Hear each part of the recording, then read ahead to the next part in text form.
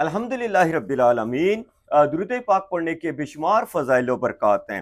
حضرت ابی بن کعب رضی اللہ تعالیٰ نے فرمایا کہ میں دربار نبوت میں حاضر تھا اور میں نے حضور صلی اللہ علیہ وسلم کی خدمت میں عرض کی، یا رسول اللہ صلی اللہ علیہ وسلم، میں آپ پر کثرت سے درود پاک پڑھنا چاہتا ہوں، تو میں کتنا درود پاک پڑھوں؟ تو آپ صلی اللہ علیہ وسلم نے فرمایا، جتنا چاہے پڑھ لیا کر۔ میں نے عرض کی، آپ اپنی فرصت کا چوتھائی حصہ پڑھ لیا کروں؟ تو آپ صلی اللہ علیہ وسلم نے فرمایا، جتنا چاہے پڑھ لیا کر، اور اگر اس سے زیادہ پڑھے تو تیرے لیے زیادہ بہتر ہے۔ تو میں نے عرض کی، کیا نصف کر دوں؟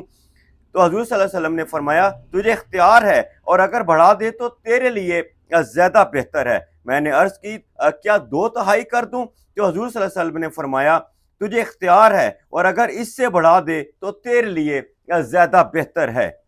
میں نے عرض کی، یا رسول اللہ صلی اللہ علیہ وسلم، پھر میں اپنے سارے وقت کو آپ صلی اللہ علیہ وسلم پر درود کے لیے مقرر کرتا ہوں۔